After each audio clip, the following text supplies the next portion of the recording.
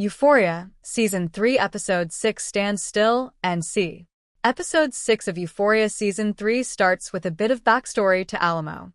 As a child, his mother introduced him to Preston, a man covered in scars, but also her new lover. He loved her dearly, and things seemed to be going well between them. Preston used to work at a chemical factory until a vat blew up in his face. Alamo's mom looks past that, and soon their fortunes change. Preston comes home with a big wad of cash. From there onwards, they start to live the high life. In fact, Preston has every intention of asking Alamo's mother to marry him. Unfortunately, when they head back to the apartment after a vacation, they find the place completely empty. They've been robbed of everything, so Alamo's mom decides to leave Preston completely.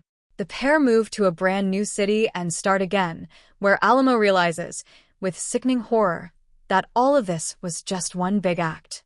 His mom is a professional honeypot, using Alamo to sell the story of being in need of a man before robbing Preston blind. After being betrayed by his own mom, Alamo vowed to himself that night that he'd never let a woman outsmart him ever again. Back in the present, Alamo rides to Rue and, predictably, doesn't whack her head off.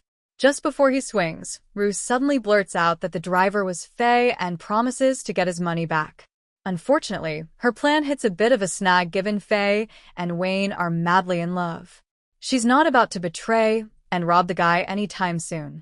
Rue just needs a picture of the key though, because their plan is to then break into Wayne's safe with a 3D printed replica of the key.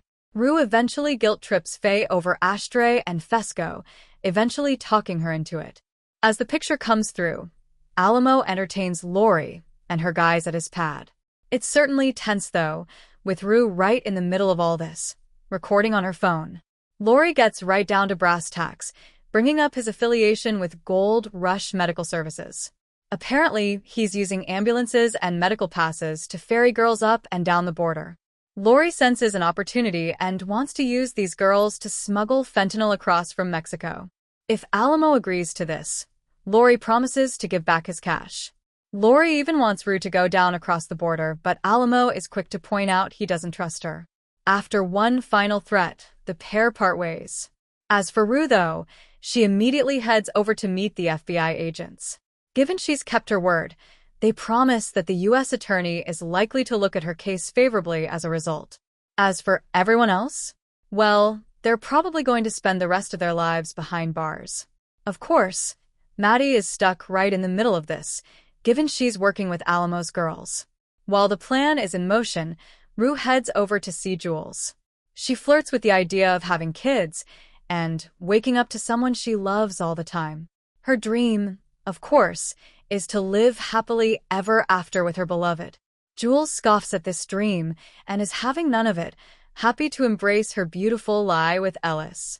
In the end, as things get heated, she smacks Rue upside the head, knocking her flat on the ground. Jules tells her to leave before Ellis arrives. Rue heads to the church instead, praying for redemption. When she gets a call from her mom, Rue admits she wants to start over and make up for the mistake she's made. In Hollywood, Cassie gets her big shot in front of the cameras and she winds up improvising. Not on purpose though. Cassie is traumatized by what happened with Naz and emotes her heart out. After the scene, the director speaks to Cassie, who mentions how it's been her dream to act since she was little. Lexi does her best to throw her sister under the bus, calling her a sex worker. The women here call it a new wave of feminism and eventually agree to bring Cassie into the show, but on condition that she delete her OnlyFans. Cassie follows through and deletes her channel, without talking to Maddie first. She also struggles to get through to Nate as well, who continues to be stalked by Naz's goons. Interestingly, Lexi also gets a shot of her own too, with the director suggesting she write some scenes for Cassie's character. Hilariously, she looks at the best way of killing her off. That afternoon, Cass receives a package in the mail, which happens to be a severed finger, with a note reading, "Answer the phone." Back at Alamo's, Rue is forced into the plan of grabbing the money from Wayne's safe. She doesn't have much of a choice either, given Bishop threatens her that afternoon. He brings up how he's spoken to Leslie and told her how well Rue is doing. On her way home, Rue narrowly misses a truck while driving, but when she swerves the car off-road, She heads out and notices a burning bush. The episode review. Euphoria returns this week with glimmers of what this show used to be. The introduction with seeing Alamo as a kid and how he's got into the business of women is a great touch and one of the few parts of the season that actually works really well.